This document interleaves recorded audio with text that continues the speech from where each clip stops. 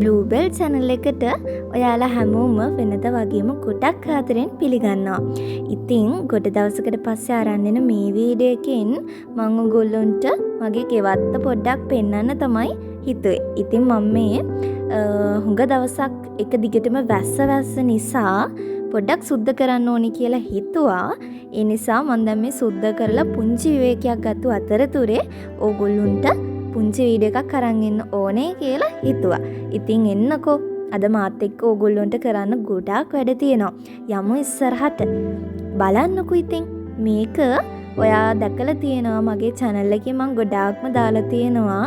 එක දිගටම මල් ගොඩාක් අරගෙන මෙයා හැමදාම මගේ ගෙවත්තේ පිපෙනවා. ඒ වගේම දවස් 3ක වගේ කාලයක් මේ මලක් තියෙනවා. ඊට පස්සේ පර වෙලා හිමීට පොකුණටම වැටෙනවා. ඔයා දන්නවද මේ පොකුණ උඩින් තියෙනවා ඇල්බීසියා ගහක්. ඔය කොළ වැටිලා තියෙන්නේ. අන්න එහෙම වැටෙන කොළ ටික මම මේ මඩට යට කරනවා.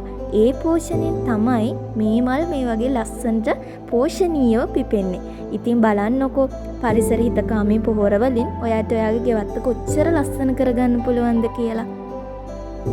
ඉතින් ලස්සනට ඉරේලිය වෙල්ලා තියෙන මේ වෙලාවේ අපිට තියෙන වැඩ ටික අපි කරගමු. මේ තියෙන්නේ අපේ වත්තේ තියෙන දෙලුම් ගහ. දෙලුම් කියන්නේ ගොඩක් ගුණදායක පළතුරක්නේ. ඉතින් ඒකේ දෙලුම් ගෙඩි ටික අපි ආවරණය කරලා තියෙන්නේ. සාමාන්‍යයෙන් වැස්සට පස්සේ පළදාව ටිකක් හොඳට හැදෙනවා. මොකද ඒගොල්ලන්ට අවශ්‍ය කරන ඒ අත්‍යවශ්‍යම සාධකයේ ජලය කියන දේ ගොඩක්ම ලැබෙන නිසා. අනිත් එක මේ අවුරුදු කාලෙනේ.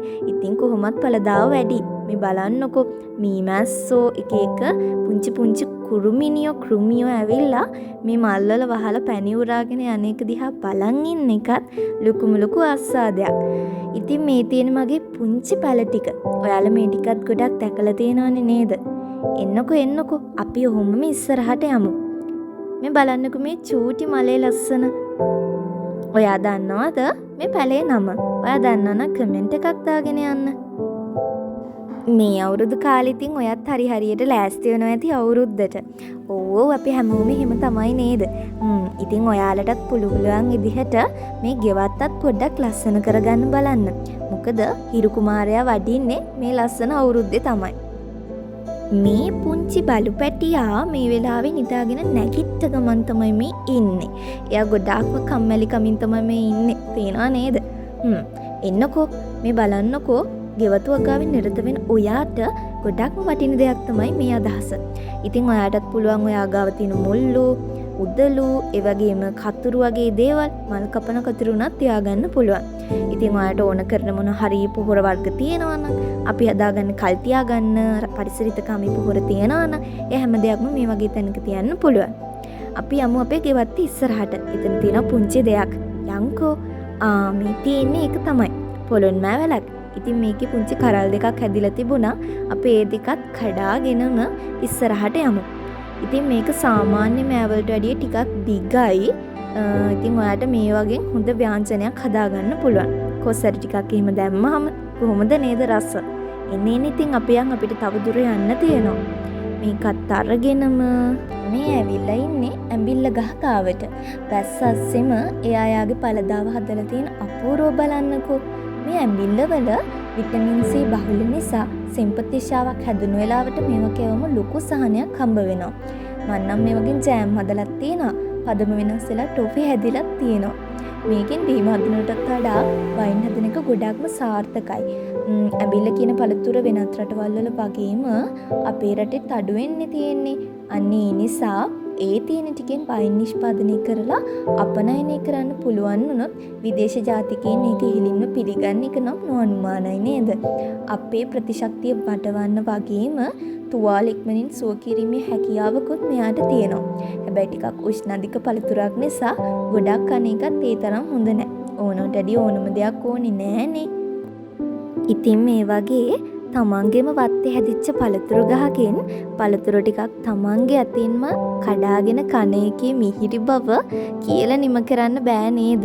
ඔයාලා ඒක හොඳටම දන්නවා. ඊටත් වැඩි ඒ සතුට වැඩි තමන් මේ පැලේ හිටවල තියනවා නම්. ඉතින් යන් කොහොම ඉස්සරහට ටික පළදාව එකතු වීගෙන යද්දී අමුතු සතුටක් දැනෙනවා. ඉතින් අපි මේ යන්නේ වත්ත පිටිපස්සට. මේ හරියේ පොඩි පළතුරු පැල ටිකක් තියෙනවා. ඒ වගේම පොල් පැල දෙක තුනකුත් තියෙනවා. මඤ්ඤොක්ක ගහක් පේනවද ඔයාට? මෙතන තියෙන්නේ පුංචි දොළ පාරක්. දොළක් කිව්වට පුංචි දිය පාරක්. ඒක ඇත්තටම වැස්ස නිසා මේ දවස්වල වතුර ටිකක් තියෙනවා. හැබැයි ඕක ඊටත් වැඩිය උතුරන්න තරම් පීරෙනවා. ඉතින් සමහර දවස්වලට මේකේ ලූල්ලු හැමත් අපිට බලා ගන්න පුළුවන්. එන්නකෝ මේ පැත්තේ තියෙනවා ඔයාට පෙන්වන්න දෙයක්. අපි යන්. පොඩි කටුවනොද පැලයක් දැක්ක නේද ඔයා? අපි ඉස්සරහට යමුකෝ. කොච්චර සුද්ධ කරත් ඉතින් වැඩක් නැහැ. මේ තනකොළ කියන ඒවා නම් නැවත නැවත හැදෙනවා. ඒක තමයි ස්වභාවය. අපි ඉතින් ආපහු සුද්ධ කරන්න ඕනේ. මේ තියෙන්නේ අපේ කොහිල කොටුව.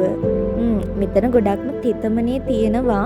හරියට වගුරු බිමක් වගේ තැනක තමයි අපි කොහිල වලක් හදනවා නම් හදන්න ඕනේ. ඉතින් ආර්ෂස් වලට එහෙම ගොඩක්ම ගුණදායක නිසා ගෙදරම හදාගන්න එක ගොඩක් හොඳයි කඩෙන් ගන්නවට වැඩිය නේද? ඉතින් ඔයාට මේ වගේ කොහිල කොටුවක් හදාගන්න එක හරිම ලේසි. කොහිලාල ටිකක් ගෙනල්ලා ඉන්දන්න විතරයි තියෙන්නේ. මේ බලන්නකෝ කොහිල දලුත් තියෙනවා.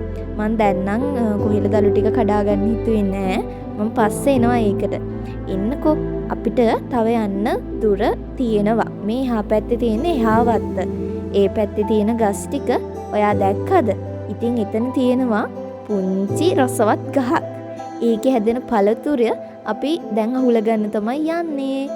ඒ තමයි වෙරළු. පේනවනේ බිම වැටලා තියෙන හැටි. ඉතින් අපි වෙරළු ටිකකුත් අහුලගෙනම යමු ඉස්සරහට. මේ වෙරළු කියන දේත් ගොඩක්ම ගුණදායකයි. ඔයාලා හරිම ආස ඇතිනේ. ඉතින් ඔයාට මේ වෙරළු මෙහෙමම හොදලා කන්නත් පුළුවන්. නැත්තම් මේ ටික තම්බලා ඒකට මිරිස් ලුණු එහෙම පදමට දාලා ගත්තාමත් ගොඩාක්ම රසයි. වෙරළු අච්චාරු කන්නත් පුළුවන්. විටමින් C බහුල පළතුරක් මේක.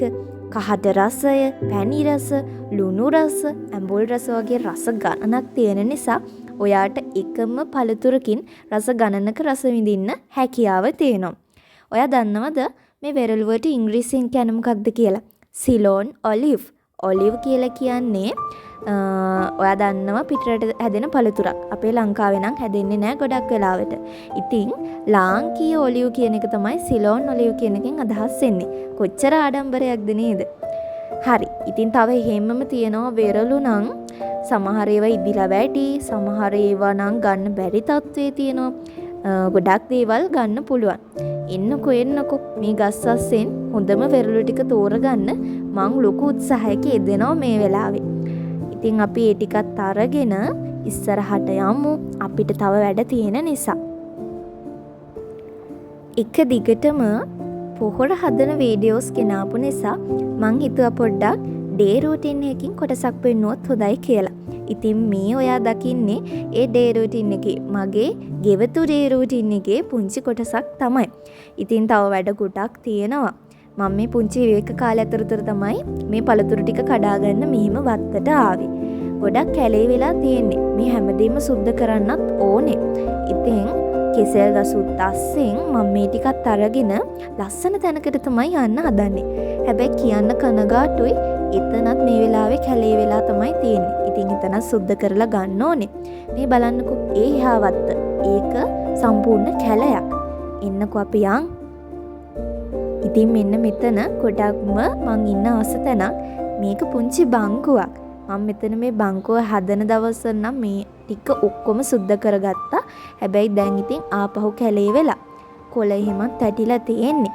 ඔයාගේ පුංචි ගෙවත්තේ මේ වගේ බංකුවක් හදාගෙන ගෙමිදුලේ සිරිනරඹන්න පුළුවන් වුණොත් ඔයාගේ මනසට ලොකු නිදහසක් දැනෙන්න ගනි. මෙතන උඩ තියෙන මුරුංග ගහක්. ඉතින් මේ මුරුංග කියලා කියන්නේ ගොඩාක් ගුණදායක දෙයක් නේද? මේ බලන්නකෝ. අද නම් අහස ටිකක් පැහැදිලි. හැබැයි ඉතින් හවස් වෙනකොට අපහු වැස්ස තමයි. මොකද මේ බක් මාසෙනේ. බක් මහා කුණු ගහ වහින වැස්සට ඉතින් අපිට මුකුත් කියන්නත් බෑ. ඔය ඇඹුල් peer ගහක්. මේ බලන්නකෝ මේ හරිය ඉතින් එක එක දේවල් තියෙනවා. මේ හැමදේම කැලේට ගිහින්. රෝස පොහට්ටුවක් ඔයාලට පේනවද? තැඹිලි රෝස జాතියක්. ඔන්න මං මෙතන වාඩි වෙලා ඉඳලා ටිකක් මගේ විඩාව එහෙම නිවාගෙන දැන් අපහු යන්න තමයි මේ හදන්නේ. මේ බලන්නකො මෙතන ඉස්සරහ කරපිංච පැලයක් තියෙන්නේ. ඒකේ පොඩි අර වැලක් ගිහිල්ලා තියෙනවා. මේ වගේ වැල් තියෙනවා නම් ඔයාගේ අත්‍යවශ්‍යම පැලවල ගිහිල්ලා ඉක්මනින් මේවා අයින් කරලා දාන්න. මොකද පැලේ වර්ධනය හීන කරන්න මේ වැල් જાතියට පුළුවන්. මදු වැල් කියලාත් මේවට කියනවානේ. මේවා හැබැයි ඖෂධ වලටත් ගන්නවා. දැන් ඉතින් අපිට දන්නේ නැන්නේ කොහොමද ඒවා පාවිච්චි කරන්නේ කියලා. අපි යමු ඉතින්. මේ පළතුරු ටිකත් අරගෙන අපි ඉස්සරහට ආවා. හරි. දැන් අපි හිටපු තැනටම ඇවිල්ලා ඉන්නේ. ඉතින් ඔයාගේ ගෙවත්තේ මේ වගේ පුංචි පළතුරු පැල ටිකක් හදාගන්න පුළුවන් වුණොත් ඒක ගොඩක්ම වටීවි. මේ තියෙන්නේ අපේ ගේ ඇතුලේ දොරපියන් දෙක ඇරියහම එළිය පේන විදිහ. ඉතින් අද හොඳට ඉරේලිය වැඩිලා තියෙන හින්දා ගොඩක් සතුටුයි. කාලයත් ඔන්න නොදැනීම ගෙවිලා යනවා. ඉතින් මේ වෙලාවේ ඔන්න මං ආව කුස්සියට. අපි වතුර ටිකක් ගන්න ඕනේ දැන් කරන්න තියෙන වැඩේට. මං වෙරළු ටික හොඳට හොදගත්තා. දැන් මම මේ කලෙන් වතුර ටිකක් අරගන්නවා මගේ ඉතුරු වැඩේ කරන්න. ඉතින් ඔයත් බලන්නකො මැටි කලයක වතුර බීලා ඇත්තටම රසවත් ගොඩක්. හරි. දැන් මම මේ හොදගත්තු වෙරළු ටිකට මේ වතුර ටික දාගන්නවා. දාගෙන දැන් මම ලුණු ටිකකුත් දාගන්න තමයි යන්නේ. මේ විදිහට කරලා බලන්න ගොඩක්ම රසයි නිකම්ම වෙරළු ටික කනවට වැඩිය. හොඳට ලුණු කැට ටිකක් ඉහ ගන්නකෝ. හැමදාම ඉතින් නිකම්ම වෙරළු කණේකේ මේ විදිහට කෑවොත් එහෙම ඔයාලට පුංචි වෙනසක් තේරෙයි. අවශ්‍ය නම් ඉතින් මේකට මිරිස් ටිකකුත් දාලා ගන්න. හැබැයි තම්බල මිරිස් දාන එක තමයි ගොඩක්ම ඵලදායී වෙන්නේ. හරි. ඉතින් ඔන්න ඒ වැඩෙත් ඉවරයි. මේ බලන්නකෝ අද අපේ පළතුරු ටික නාරන් තියෙනවා, උගුරැස්ස, මේ වගේ මැබිල්ල, නෙල්ලි, ජම්බු, වෙරළු ඇත්තටම පළතුරු වත්තක් වගේ. මං දැන් ඔන්න තව වැඩක් කරන්න හිතුවා. මේ තියෙන දෙහිනේ. ඉතින් අපේ පැත්තේ දෙහි කියන දේ ගොඩක්ම අඩුවෙන් තමයි තියෙන්නේ. ඒ නිසා මං හිතුවා දෙහි ටික කල් තියාගන්න ඕනේ කියලා. ඔය ඔතන තියෙන ලුණු පොතු ටික පැලවට දාගන්නත් ඕනේ. එන්නකෝ ඊට කලින් අපි දැන් මේ දෙහි ටික කල් තියාගන්න යන්න. හරි. මේ අපි ආවේ අපේ උඩට ස්ලැබ් එකට. ඉතින් මෙතන තියෙනවා වැලි. අපි ඒකෙන් වැලි ටිකක් දාගන්න ඕනේ මේ භාජනයේට. ඔයා දන්නවනේ දෙහි කියන දේ කල් තියාගන්න ක්‍රම දෙකක් තියෙනවා.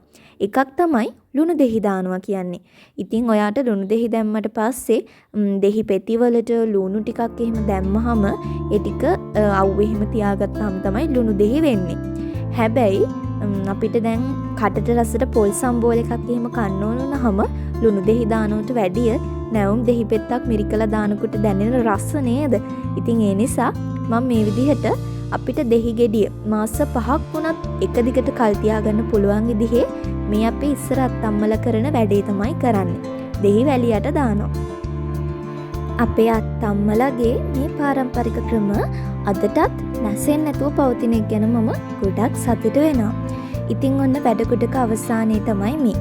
මට පල්ලෙහා ටික සුද්ධ කරන්නත් යන්න තියෙන නිසා මං හිතුවා මේ වීඩියෝ එක මෙතනින් නතර කරොත් හොඳයි කියලා.